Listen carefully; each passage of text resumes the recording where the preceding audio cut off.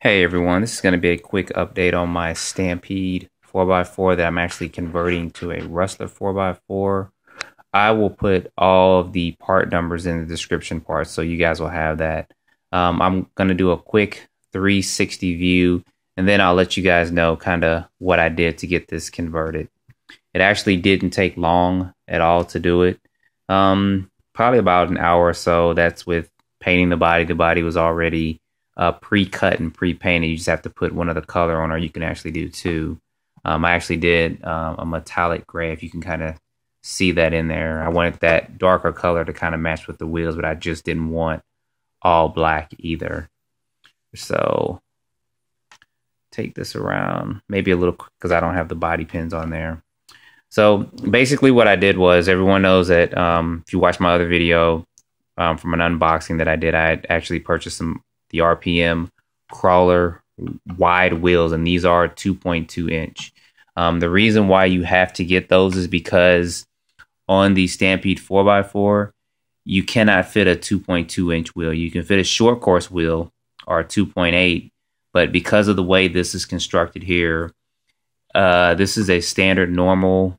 Let me see if I can get you guys a better view of this real quick. This is the standard normal 2.2 inch wheel. This will not fit on there because what it'll do is it'll rub actually on this part here, and there's no way that's going to fit on there. It'll actually rub on this back part here too. So the only way you can get this to work is to get some wide offset wheels, and you can get some from RPM. There's probably a couple other companies that make them too. I know the Tamiya Blackfoot Extreme and Blackfoot 3 wheels will also fit on here as well. They have the same offset all the way around, and they are a lot wider than your standard 2.2 inch wheels. These tires are some HPI tires.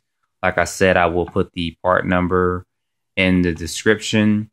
And what I did to get this a little bit lower than normal, I had to take the shock guards off the front, and this is mounted into the second hole from the last one, and then on the rear I actually mounted it in the last hole. That's to actually get a low profile look to it and feel. For the body, there's several different ways to go about this. I went the route that I went because of an experience I had before when I ran this. What I did, go ahead and take this off real quick. For the body, in the rear, I just drilled a hole here, and Traxxas sells these battery posts, these little metal battery posts separately. You can buy them, I think it's 2 in a bag for like $2 to $3 or something. Just drilled a hole and mounted that there.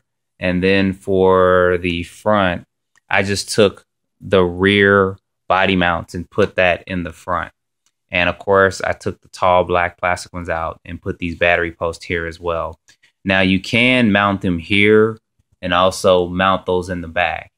The problem that I had when I mounted these in the front was when I had a truggy body on here, I crashed it. I think I flipped it once, and the body post scraped on the ground. It actually broke off up in here, so I had to get a whole new shock tower. So that's why I decided to continue to go ahead and mount these where they are now for that.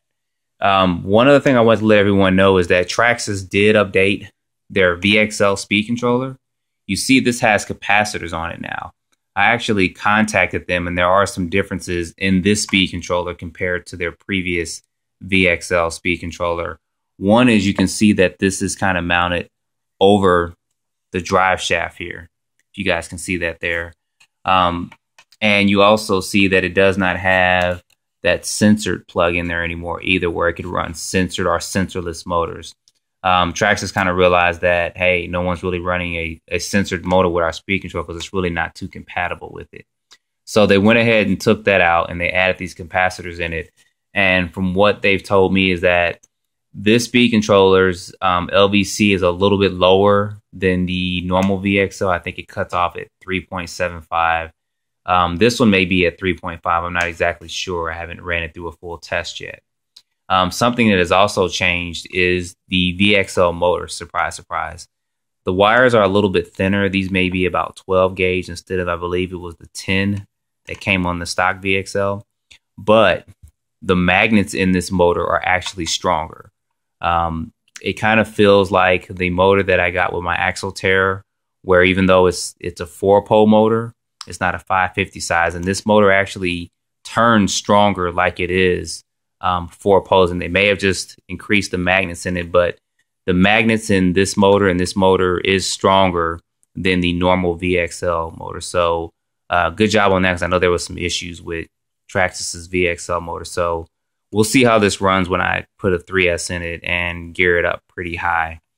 As far as how I'm gonna completely do this for the next stages, I will be dyeing the chassis black, and I will change this system out as well, but I'm gonna run it like this stock on 3S, and then I'm gonna actually mess around with the gears, put probably a 52 spur gear in it and probably a 17 to 19 tooth pinion gear, and then I'm gonna change the system out completely. I'm gonna probably put a Castle system in there or a 550 size 4-pole motor. So, and I do have one thing, is a light set that I'm gonna hook up to the front here for that. But that is basically it to convert a Stampede 4x4 to a Rustler 4x4 VXL.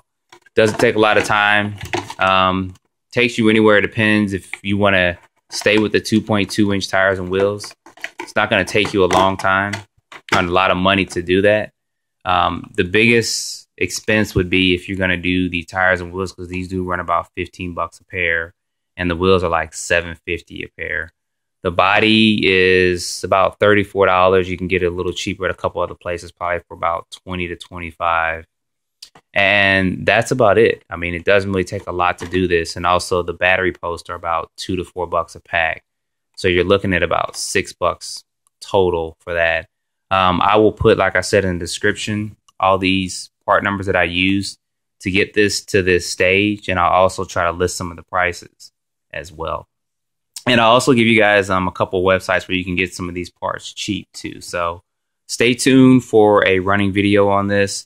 And don't forget to subscribe if you have not subscribed and you're not a subscriber, and also rate and comment. Thanks.